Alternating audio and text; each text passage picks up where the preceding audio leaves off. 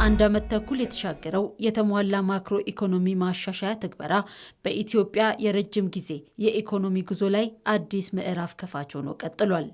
በተለይ በገበያ የሚመራ የውጭ ምንዛሬ ተመን ትግበራ የጥቁር ገበያውን ልዩነት በማጥበብና ግልጽነትን በመፍጠር ረገድ ከፍተኛ ሚና እየተጫወተ ይገኛል። ይህ ደግሞ በተለይ በኢንቨስትመንት ዘርፍ ላይ ትልቅ መነቃቃትን አምጥቷል።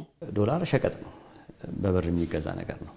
ድሮ የኢትዮጵያ ብር ኦቨር ቫልዩድ ነው ብለው ነበር የውጭ ኢንቨስተሮች ቅሬታ የሚያቀርቡት። ምን ማለት ነው? ኢትዮጵያ ውስጥ ገብተን ዶላር ይዘን እንገባለን፣ ኢትዮጵያ ውስጥ ስራ እንሰራለን፣ ከስራው እናተርፋለን።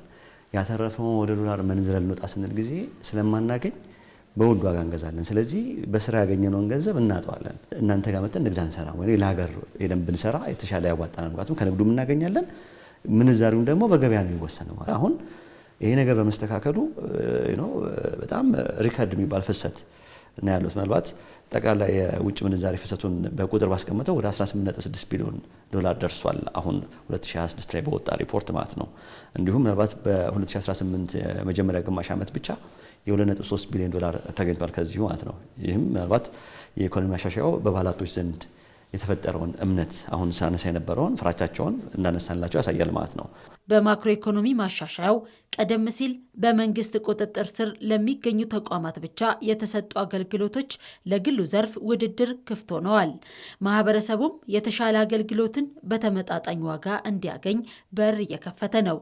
ይህ ሽግግር የመንግስት የልማት ድርጅቶችንም ቢሆን አሰራራቸውን ዘመናዊ እንዲያደርጉና በዓለም አቀፍ መስፈርት እንዲመዘኑ አድርጓቸዋል። ይሄ በተጨባጭ የምናሳየው ቴሌኮም ኢንዱስትሪ ላይ ነው። ሳፋሪኮም መግባታቸው ነው። ሳፋሪኮም ሲገቡ ፕራይቬት ሴክተር ነው የገባ ያለው ማለት ነው። እነሱን መግባት ከመንግስት ተቋማት ጋር ያለውን ውድድር በማሸነፍ የመንግስት ተቋማትን ደግሞ እነሱን ለማሸነፍ ነው። አሁን ቴሌኮም እናየዋለን ማለት ነው ሲታገል አሁን በፊት ላይ ኦፕን አፕ ሲደረግ የፈራናቸው ነገሮች አልሆኑም። ፍራንክሊ ስፒኪንግ ለምን ሲባል ጥሩ ኮምፒት እያደረግን ያለ ነው ማለት ነው። አሁን ኔክስት የምናስበው ኦኬ መቼ ነው እኛው እንውጣው? ቴሌኮም መቼ ነው ኬንያ ሄዶ ልክ እንደ ማንኛውም ቴሌኮም ኦፕሬተር ሄዶ የሚወዳደረው ማለት ነው። እንደዛ ከሆነ መቼ ነው ደግሞ አውሮፓ የምንሄደው ማለት ነው። ያለ ማሰብ እንችላለን ማለት ነው።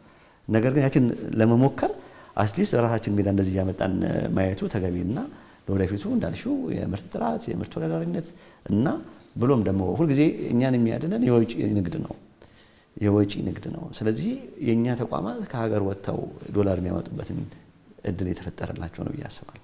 የማክሮ ኢኮኖሚ ማሻሻያውን ተከትሎ ኢትዮጵያ ከዓለም አቀፍ የፋይናንስ ተቋማት ጋር የነበራትን ግንኙነት ወደ አዲስ ምዕራፍ አሸጋግራለች። ይህ ስትራቴጂያዊ ትብብር ለዕዳ ጫና ቅነሳና ለተጨማሪ የፋይናንስ ድጋፍ መገኘት ምቹ ሁኔታ ፈጥሯል። የአጠቃላይ የማክሮ ኢኮኖሚክ መረጋጋቱ የዕዳ ጫና መቀነስ፣ የኢንፍሌሽን መቀነስ፣ የገቢ ማደግ፣ የውጭ ምንዛሬ እድገት፣ የውጭ ምንዛሬ ክምችት ማደግ፣ ኤክስፖርታችን በከፍተኛ ደረጃ ማደግ፣ በአጠቃላይ ለኢንቨስትመንት ምቹ የሆነ የማክሮ ኢኮኖሚ ሁኔታ መፈጠርና የኢንቨስትመንትም የመበረታታት ጉዳይ ከዚሁ ጋር ተቀናጅቶ የሚታይ ነው። አጋርነትን በማጠናከር ረገድ ከአይኤምኤፍ ከወርልድ ባንክ ከሌሎች የልማት አጋሮች እንዲሁም በዕዳ ሽግሽግ ድርድር ረገድም እጅግ በጣም ከፍተኛ ውጤት የመጣበት ነው። የኢትዮጵያ የኢኮኖሚ ማሻሻያ እርምጃዎች በዓለም አቀፍ የጥናትና ምርምር ተቋማት ዘንድም ከፍተኛ ትኩረት ተሰጥቷቸዋል።